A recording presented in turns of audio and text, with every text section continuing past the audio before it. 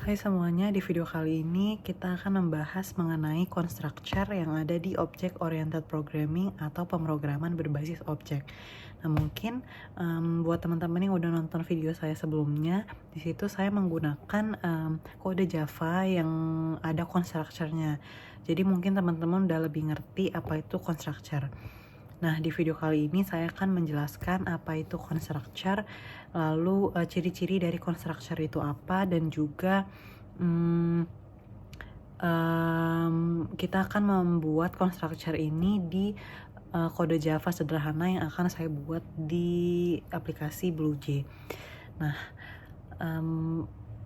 mungkin saya akan menjelaskan terlebih dahulu apa sih itu constructor. Jadi constructor ini adalah sebuah metode khusus yang ada di dalam kelas yang digunakan untuk menginisialisasi atau mengatur nilai awal saat objek dibuat. Nah, buat teman-teman biar lebih paham, ikutin terus penjelasan saya dan juga implementasi constructor ini di kode Java sederhana yang akan saya buat. Nah, jadi di sini saya akan menjelaskan terlebih dahulu mengenai constructor. Jadi, constructor ini adalah sebuah metode khusus dalam kelas yang digunakan untuk menginisialisasi atau mengatur nilai awal dari objek saat objek itu dibuat. Lalu, constructor ini bertujuan untuk memberi nilai awal ke variabel atau atribut kelas yang akan kita buat nanti di kode Java dan menghindari error karena variabel belum memiliki nilai. Setelah itu mempermudah pembuatan objek dengan nilai awal. Nah, selanjutnya ciri-ciri dari constructor itu apa aja ya? Nah, jadi yang pertama namanya sama dengan nama kelas. Jadi misalnya kita akan membuat nama kelas yaitu mahasiswa. Nah, lalu constructor-nya itu nanti harus sama dengan nama kelas yang tadi, yaitu mahasiswa. Nah, nanti akan saya tunjukkan juga gimana cara menginisialisasi constructor ini di kode Java. Lalu yang kedua, tidak memiliki return type. Jadi tidak seperti method pada umumnya. Jadi biasanya kalau method itu memiliki return type. Jadi misal public void seperti itu. Nah, kalau di constructor ini dia tidak memiliki return type. Lalu yang terakhir, ciri-ciri dari constructor ini dipanggil otomatis saat objek dibuat. Nah, jadi constructor ini akan otomatis dipanggil saat objek itu dibuat. Jadi nanti di kode Java-nya kita bisa melihat new mahasiswa misalnya. Itu akan otomatis dipanggil saat objek itu dibuat. Nah, selanjutnya constructor ini ada 3. Yang pertama itu ada default constructor, yang kedua ada parameterized constructor, yang ketiga ada constructor overloading. Nah, yang pertama default constructor itu adalah constructor tanpa parameter, biasanya dibuat secara otomatis. Lalu yang kedua ada parameterized constructor, itu adalah constructor dengan parameter. Lalu dia tuh buat menginisialisasi nilai awal dari objek. Nah, selanjutnya ada constructor overloading, itu lebih dari satu constructor di dalam satu kelas. Nah, biasanya di dalam kode Java itu yang paling sering digunakan yaitu yang kedua, yaitu parameterized constructor. Nah, jadi parameterized constructor ini yang akan saya implementasikan di kode Java nanti. Nah, di sini saya sudah membuka aplikasi BlueJ dan juga saya sudah membuat new project yang saya beri nama constructor. Nah, di sini saya akan membuat kelas yaitu mahasiswa.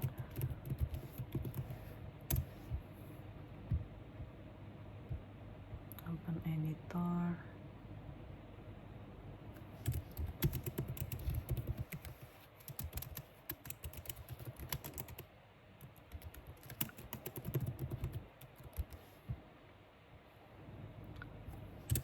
Nah, jadi yang pertama kita akan membuat atribut terlebih dahulu. Jadi di sini saya menggunakan 2 atribut. Yang pertama untuk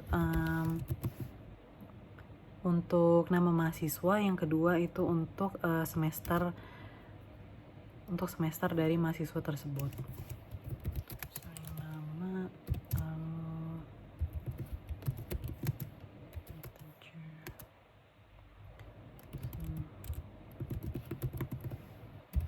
Jadi ini yang dinamakan atribut. Jadi yang pertama ada private string nama. Private ini untuk access modifier. Saya buat private agar tidak bisa diakses dari kelas manapun.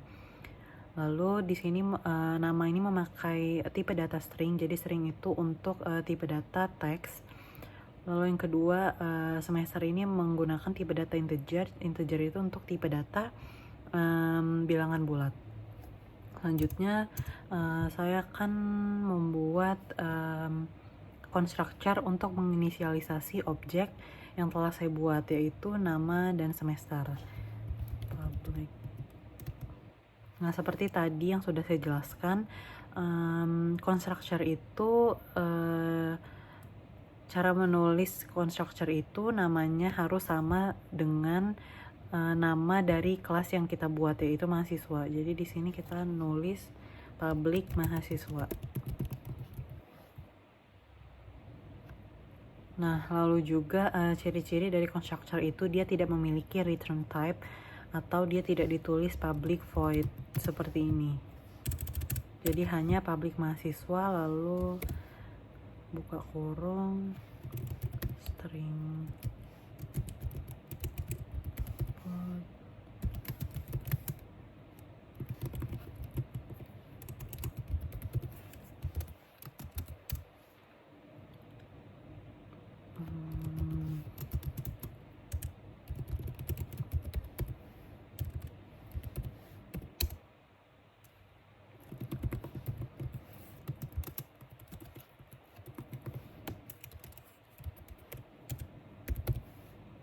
Nah, jadi ini yang dinamakan constructor.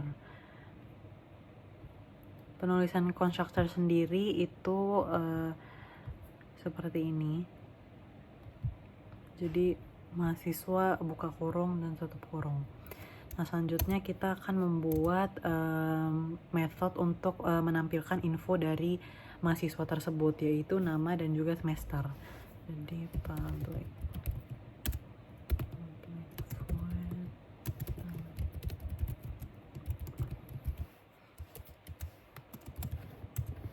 Nah, berbeda dengan constructor tadi tidak memiliki return type, di method yang menampilkan info ini dia terdapat return type, yaitu void ini.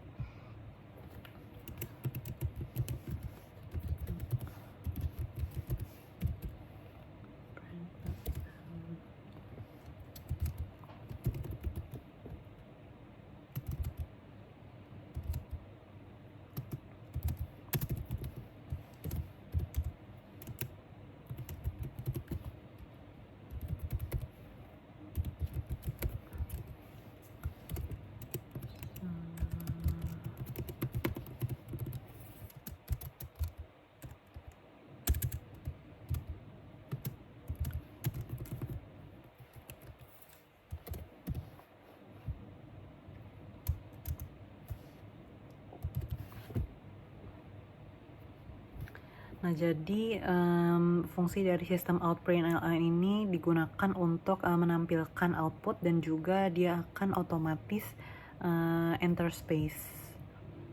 Selanjutnya kita akan coba compile terlebih dahulu. Nah, jika tidak no syntax error, kita akan melihat outputnya, yaitu new mahasiswa ini.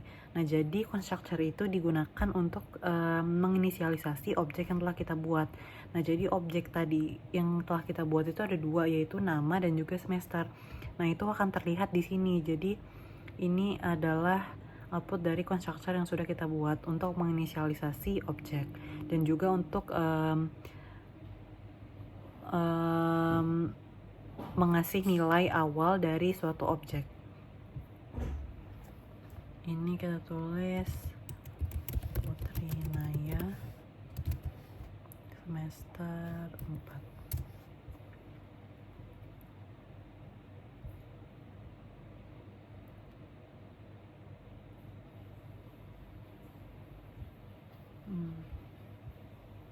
Lalu kita akan menampilkan info dari method yang sudah kita buat tadi. Nah, jadi outputnya terlihat seperti ini, nama Putrinanya dan juga semesternya semester 4. Mungkin sekian penjelasan dan juga implementasi saya mengenai constructor yang ada di Object Oriented Programming. Nah, teman-teman bisa mengikuti implementasi yang telah saya buat di kode Java di rumah agar teman-teman lebih paham mengenai implementasi dari constructor ini. Nah, saya akan mengulang dikit mengenai constructor. Jadi constructor ini digunakan untuk menginisialisasi nilai awal objek.